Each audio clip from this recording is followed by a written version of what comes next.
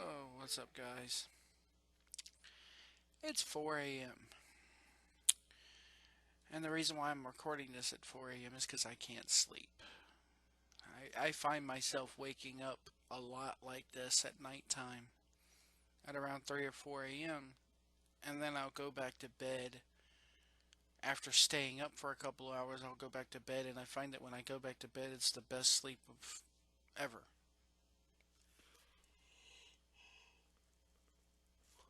Sorry. It's 4 a.m. I'm going to yawn a little bit through this video because I literally just woke up. Um, wanted to talk a little bit about an article I found on a certain website. Not going to say the name of the website, but I have seen the article on quite a few websites. Um, I mean, if you do a search for Vince coming between Rusev's relationship with Lana in real life, first off, I didn't even know those two were really an item. I didn't know those two were really dating. I thought that was just an on screen thing. I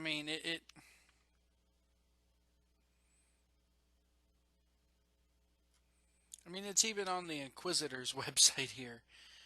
Um, let's see what the Inquisitor has to say about this. Apparently, Rusev and Lana are dating in real life, okay? And this says, I'm going to go ahead and read this because this is so far fetched, but I wouldn't put it past Vince McMahon at this point to do something like this, honestly. It says, any word you could say Vince McMahon is insane. Sometimes his genius shows up in as an insane way, or in an insane way. Sorry, 4 o'clock in the morning. But other times he could come off as legit senile. This is now highlighted exponentially with McMahon's latest move with WWE superstar Rusev and WWE diva Lana. We've heard from some time that Vince likes Lana a lot and feels like she could be the next face of the Divas division. Oy. We have never. Oh man, I hope not. As a result, she's been pushed to the moon as a face and won't be stopping anytime soon. In order for her to be babyface, she had to break up with Rusev, and as it turns out, Lana and Rusev are a real life couple. This was not something that we just saw on screen. This could be why they had a real amazing chemistry and came off quite believable as a duo. However, often sometimes managers and wrestlers go in different directions. This does not mean that a real life couple has to break up. Don't tell Vince McMahon this, however. It just sounds so. I don't get this in any way. Let me just start off the bat. If Vince McMahon, well, let me continue reading here. According to the Wrestling Observer, which Pat, King Firehawk and I had kind of a conversation about dirt sheets. And I'm sorry, if you've ever done a wrestling podcast, if you've ever reported wrestling news, chances are that if you've ever commented on the inner workings of the business, chances are you've read a dirt sheet once in your life. So, I've been reading the Observer since I was probably about 12 or 13. I used to get paper copies of it in the mail. So I know what it's like. I know what dirt sheets are like. I've been reading them.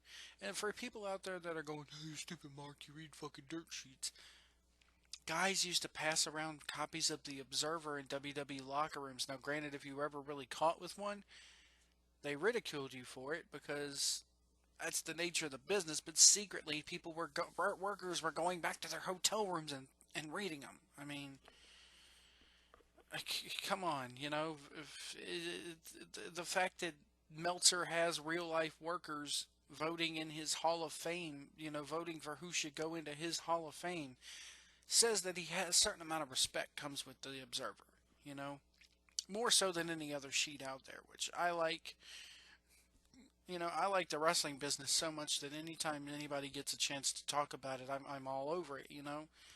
I mean, I love talking to people about wrestling. I love talking about the inner workings of the business. But this right here, going into someone's personal life and accusing somebody of this is just kind of borderline for me. But I'm going to continue.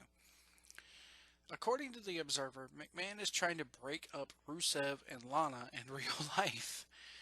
Observer suggests that the Vince forced the on-screen breakup and new pairing in order to help facilitate a real-life breakup between the two. It is said that Vince feels like someone like Rusev should not get a girl like Lana. This sounds like high school. This is true. If this is true, and it's a big fucking if this is true, then golly, Vince McMahon just why? And it's 2015. You're running a be a star campaign for crying out loud, and you're the biggest bully of them all. It seems like. I don't think he should be with her because she's too hot for him. What the fuck? Let me continue. Vince feels that most likely Dolph Ziggler, who is said to be single, is a better match for Lana. Plus, they work very well as an on-screen couple when Lana is a babyface. So, in one of the most petty things possible, Vince McMahon is literally trying to break up. This sounds like something you'd read on kayfabe news. Vince is literally trying to break up a WWE couple just because he feels they're not right for each other. Not out of them having fights or no chemistry, but because he looks at Rusev as a person who doesn't have the looks, among other things, that should attract Lana. To most, this would be seen as a good sign. It makes many other men out there believe that they don't have to look like John Cena to get a girl to be attracted to them. Rusev's not exactly an ugly motherfucker, okay? He looks 3 times as good as I do, okay? Why did when did Rusev become ugly? um, Rather, the personality and the way you click with them makes a good relationship work. Sorry, looks do matter, okay? Half the time I wonder why my girlfriend's with my ugly ass. But anyway, regardless, Vince McMahon is apparently thinking that Lana will fall for Ziggler since a pairing in wrestling and in Hollywood oftentimes leads to a romance between the two involved. While it is not right to think that two people who are really in love should be torn apart because of an old man's thoughts, it's what WWE is doing due to Vince's wishes. However, any strong couple can last the doubters and those trying to break them up. At some point, someone has to tell McMahon that he cannot control everything that happens inside his company. Personal matters should not be up to him, and I totally agree with that. If you are trying to drive a wedge, and again, this is alleged. I mean, this is all over the place. There's even, there's a certain website out there that even transcribed a couple of the Wrestling Observer hotlines recently, and I'll go ahead and read them here. This is taken from the May 19th Wrestling Observer between Brian Alvarez and Dave Meltzer. Alvarez goes, Rusev was apparently about to attack Lana, and then Ziggler laid him out with a zigzag, and Ziggler escorted Lana to the back. What a weird business this is. And Meltzer goes, oh yeah, it sure is. Wonder what's going to happen, and Brian chuckles. And then Dave goes, I mean, the last time they did something like this, CM Punk ended up marrying AJ. And then they were like, yeah, Daniel Bryan married Brie Bella and all this crap. But then it goes down again, Stephanie married Hunter. Let me see here. And they were like, Ted DiBiase Jr. didn't marry Elise, the poor motherfucker. So,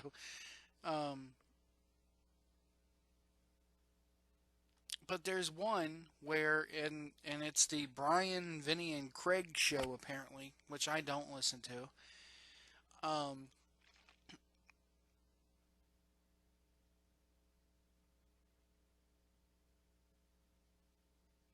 Basically, Vinny asks him, hey, Alvarez basically goes, hey, do you guys really want to know why this is happening? And And he goes, I don't know if I should say why. And somebody's like, well, send it to me. And somebody's like, no. And and then, Craig chuckles and Alvarez goes, it has nothing to do with an affair for those who are thinking. It's just the way McMahon thinks. There are things he thinks are right and things that he thinks are wrong. Let's just put it that way. So, um, while they're not coming out and saying it, it doesn't. There's nothing in these here that basically come out and say that Vince is keeping these two apart and is trying to drive a wedge. Um, but if this is true, and this is like the fucking rumor of the year, and if this ends up being true, which people have to realize, if wrestlers do in fact read shit like this, reading this right here could cause a lot of rifts. I don't buy it. I don't think it's true. I don't think McMahon's back there playing love doctor and trying to break somebody up just because, oh, he doesn't look like he should be with her. It's laughable. It's totally laughable. And to think that, I mean, I guess it's just dirt sheets being what they are, dirt sheets, but I don't know. Let me know what you guys think in the comments below about this because I'm kind of, I to me the whole thing is a fucking rumor and it's just fucking stupid. I don't buy it for a minute. Yes, Vince is old and senile and crazy, but I don't think he's that old and senile and crazy to sit there and think that. Okay? I really don't.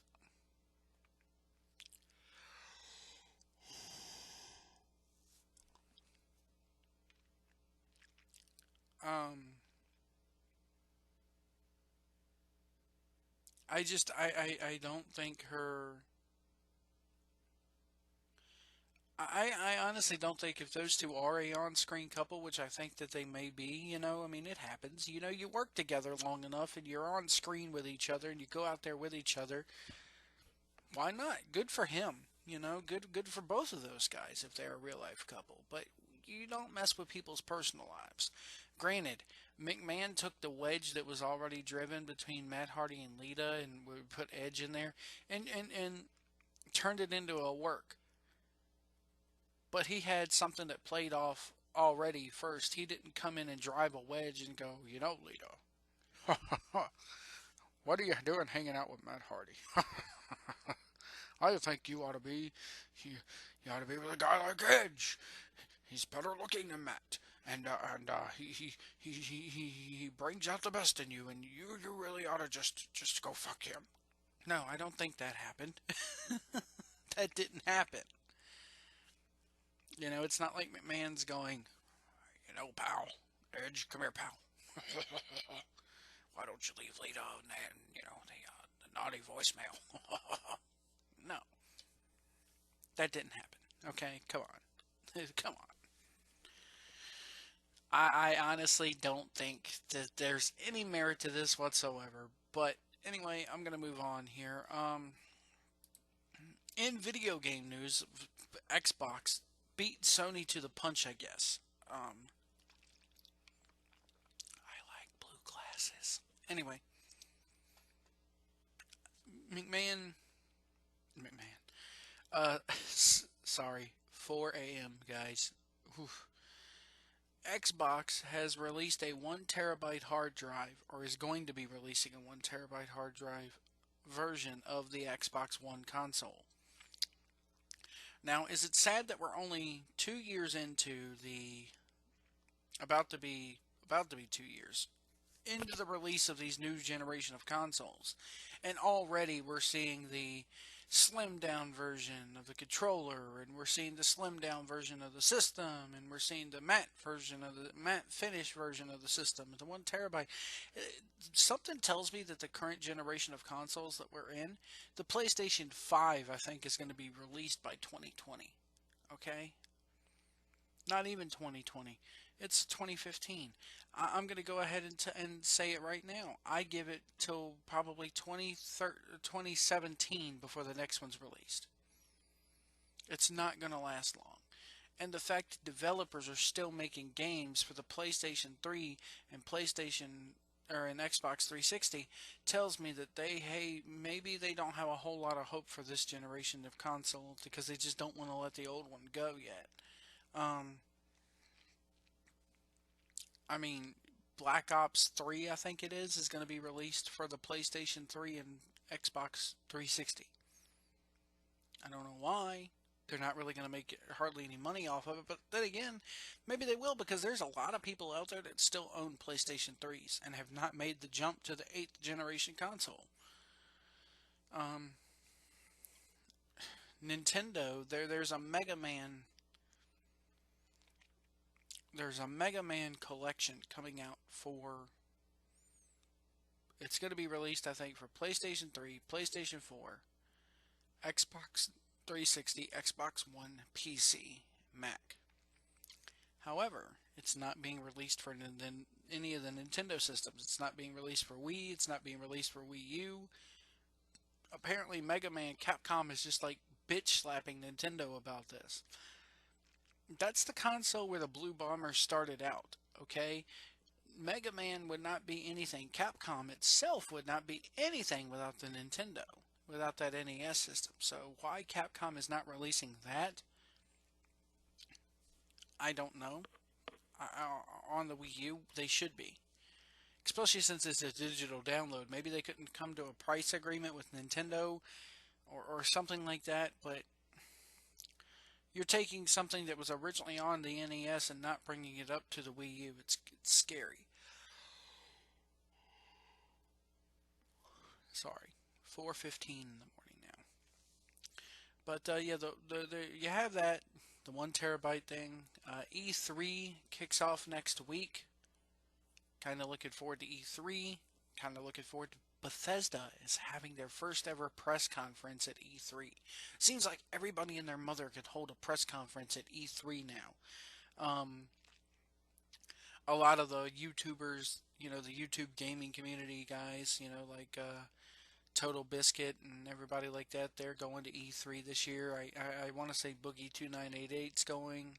He hasn't formally said that he's going, but it amazes me now how it used to be that it was a trade show that you could only go to E3 if you were kind of in the business, and now all you need is a YouTube channel and 1 million subscribers and you can get invited to E3.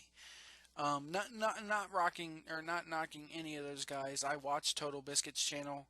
I did a response video to Boogie2988 yesterday, talking about the Big Texan restaurant, and the 72-ounce steak story that he told, which is freaking hilarious, by the way. I mean, not hilarious because ha ha, look at the fat guy, but it's a funny story. If it happened to me, I'd tell it and laugh at myself too. Um, let's see, you got Batman coming out here, Batman Arkham Knight coming out here in 2 weeks, less than 2 weeks. Let's see, that game comes out on the 22nd. So it's a week from Monday that's coming out, and I am so excited because I am going to the midnight release of that. Yeah, my crazy ass is going to go to the midnight release of a video game at 30 years old. Oof. Last midnight release I think I went to was for a video game. I want to say it was when Arkham City came out. I think I went to that one. I'm buying StarCraft 2 this weekend, and I've just been in the mood to play a real-time strategy game lately.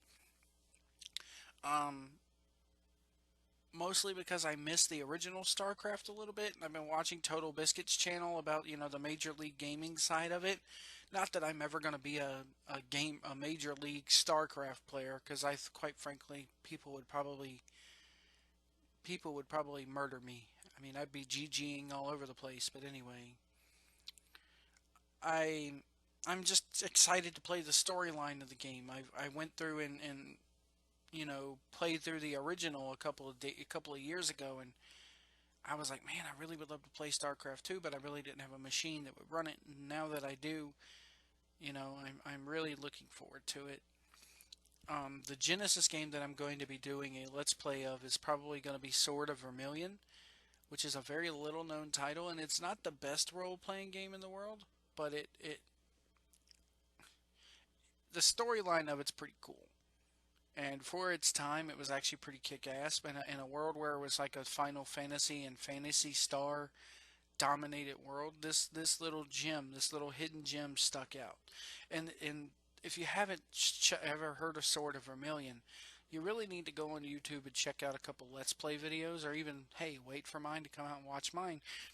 This game right here kind of has it all. You go from a top-down RPG perspective to a first-person RPG perspective to a platform side-scrolling RPG perspective. This game was kind of ahead of its time. The music in this game was good too. Um, so I'm kind of looking forward to playing that again. And that game right there, that game, there are people on my Facebook page who I grew up with that could attest to this too. We wanted to play that game so bad. One time, there was a friend of mine. His name was Chris. And Chris would come over and play video games with us. Dude was like in his 20s, and we were like maybe like 8 or 9 years old. Um, Actually, I think it was about 10 or 11. But anyway, um, he would come over and play video games with us and hang out with us. He was like, the guy who would come around and hang out with the little kids, and not in a creepy way or anything, but he was around to babysit us if my mom had to go out or something like that. And he really didn't have anything going on, so he would come over and play video games with us. And I remember that we put in Sword of Vermillion, and the game has a battery backup save features to where you can save your game. And for whatever reason, the one in my cartridge did not work. So you couldn't save your game. And in a role-playing game, that's very, very important. So I remember leaving my Sega Genesis on for an entire week. That game stayed on for an entire week. What happened was is we'd started, and I think we started it on a Saturday, and we played, and we went to bed, left the SAM system on, woke up the next morning, everybody crowds in the living room and flips the channel to channel 3 or 4, I think it was at the time. Yeah, I always played my video games on channel 4. I don't know why, but I never put my Nintendos or anything like that on channel 3. I found that channel 4 you didn't get as many of the lines, which everybody was liking today in there, but anyway. So Sunday rolls around, we play it all day. We watched Chris play this game all day, and Chris would let us have a turn at, stuff too. It was our game. It was my Genesis, for crying out loud. So we would sit there and play that, and then Monday happened. Monday, Chris had to go to work. I believe Chris worked at Taco Bell at the time, okay? He was in his young 20s, whatever. Uh, had to pay for his marijuana somehow, folks. Yes. that's the kind of kid the kind of guy we were hanging out with as kids, the local stoner. But anyway, Chris is a good guy. I like Chris. Um, he went ahead and would go to work. We would go to school. As soon as we come home, and as soon as we would wait for Chris to get off of work, and whenever he'd get off work about 4 or 5 o'clock in the afternoon, he'd come home and we'd continue the game and get a little bit further. 9 o'clock at night, we'd go to bed, wake up to do it. We did that for a whole week, and we finally beat the game. Those are memories. Those are memories that kids today just don't have. You'll never know what it's like to have a video game. The little battery inside of it doesn't break, or doesn't work, I should say. Sorry, 4:22 in the morning. Doesn't work, and you can't save your game. Imagine playing Call of Duty and the fact that you can't save your game, so you have to leave it paused for an entire fucking week and just keep coming back and getting further and further. And heaven forbid, the whole time that this fucking thing is plugged in, you're begging, you're hoping, you're going to your mother going, please don't hit the fucking reset button. Please make sure the Genesis stays plugged in. Please just don't go anywhere near my Genesis. Mom, please don't go near any of my video games for a week. And this, at the time, we were living with another family. There was 10 of us living in a one-bedroom apartment at this time. So anybody could come along and fucking touch this thing and ruin everything. This is our lives for a week. So when you see me play this game, it's gonna bring back memories for me, and you're probably gonna sit there and go, God, this game fucking sucks, but golly, man, when I was a kid, it ruled. And I've been watching Let's Plays of it on YouTube, and it just brings back so many memories, and I can't wait to play it again.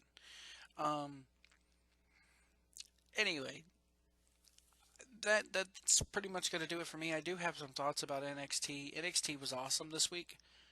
I feel like they did, I love William Regal being the GM of NXT because he only shows up when he absolutely needs to. It's not like he's shoveling them down our throats, and he doesn't play the evil GM role. He plays the guy who actually does his fucking job and comes in there and makes match announcements, which is awesome.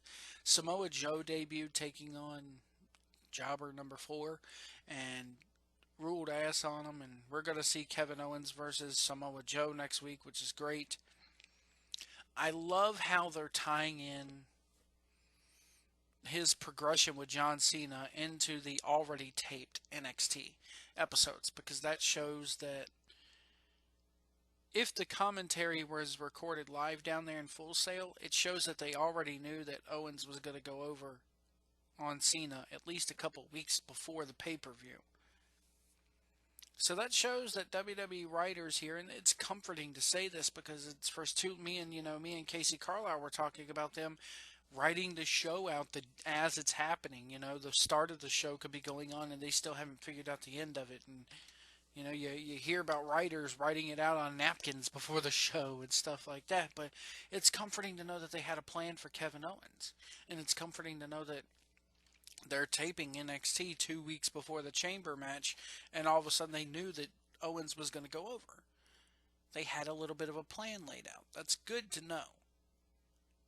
Very good to know. And comforting to know. I wish they do that a little bit more often and plan ahead a little bit more to where it doesn't look like utter fucking chaos some weeks on Monday nights. R-Truth, I loved R-Truth's segment on Raw this past Monday. I think I said that before. It was really good. But getting back to NXT, the whole thing with Bull Dempsey. Oh my God, it's awful. That's that right there. You're getting a little bit too close to the poopy side of things with that to me. Oh, he's the fat guy. He went from a guy, Bull Dempsey. He went from a guy who was up and coming, and then all of a sudden Owens came in, and Owens decided that they were going to make Owens the token badass fat guy. So Bull Dempsey kind of fell by the wayside, which to me, I don't like. Bull Dempsey needs new ring gear, okay? The singlet just makes it worse. You can be fat, yes, and you can be a badass, yes, but you kind of need to look like a badass at the same time. And all that singlet does to me is say, hey, look at my belly. It just, and look at my man tits. It just doesn't look right. But anyway, it doesn't mean you have to take the character and make him a Dorito-eating, non-cardio-having idiot to the point where the fans are chanting, cardio, cardio. It just, sorry, I didn't like it. I don't like the way they're treating the guy.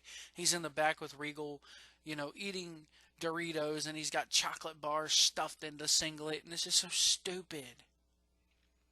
It's just so stupid. I mean, especially seeing as how we're in an age where you have people like Tess Holliday, who's a big girl. Oh, look at me, I'm a big fat model, blah, blah, blah. And the world's sitting there going, oh, you shouldn't shame fat people, which you shouldn't. I'm a big guy, let's face it. I don't like being made fun of for my weight no more than anybody else does. But then again, when you grow up with it, you kind of get used to it. So for people who are leaving fat jokes in the comments below, tell me one that I haven't heard before, okay? But I just think that you don't, to me, that's going a little bit too far and a little bit too hokey with it. You're getting into the Russo side of things, and NXT should not be like that. You shouldn't see things like that on NXT. You're supposed to be able to look at NXT now, and NXT has built up a reputation for being the show to watch when you want to go back and see what pro wrestling should be like. And to me, that's not what pro wrestling should be like. You shouldn't have people pulling chocolate bars and Doritos out of their singlets. Sorry, it's just stupid. And Bull Dempsey, they could do so much more with him. Or cut him loose. If you're not going to do anything with him, and if you believe, okay, well, we found our other token fat guy badass and Kevin Owens, and he can actually work a little bit better and looks a little bit better, so we're going to push him to the moon. There's nothing wrong with that, in my opinion. There's nothing wrong with finding the next best thing. You know, there's nothing wrong with finding somebody better. Okay, this is not a knock on Bull Dempsey by any means, but in their eyes, they found somebody better, so they're going to push him. And you know, it doesn't make sense for Bull Dempsey to really be there. If I'm writing the show and if I'm booking it, I'm sitting there going, okay, well, maybe we put him in a tag team. Maybe we find something else for him to do, or we just let him go. This whole bit of you need to get your rack together and oh, there are treadmills down there at the performance center. I'm sorry, that just, if I'm Dempsey, I'm looking at that going, why am I here if you're just going to do nothing but make fun of me and make my character look like shit? Whatever. Anyway, I'm going to get off here. I'm going to try to go back to bed. It is now 4:30 in the morning. I've been up for about an hour. I'm tired, yawning. Probably look like hell. Well, I look like hell all the time, but anyway, that's beside the point. But I just hope this whole thing with Lana and Rusev isn't true with Vince, because if that is the case, and if Vince does have that in his head, no wonder people call him the senile, crazy grandpa. And maybe this is, if it is true, it's definitely another sign that he just needs to wither away and go somewhere, whether it be to the retirement home or sit up on your mountain and in your mansion in Greenwich and let us run things from now on. You know, let Triple H run things or something, not let us run things. I wouldn't want to run that company, but anyway. Anyway, guys, thank you so much for watching. Comment, like, subscribe. Thank you so much for coming to my little channel and watching my videos, and we'll see you down the road.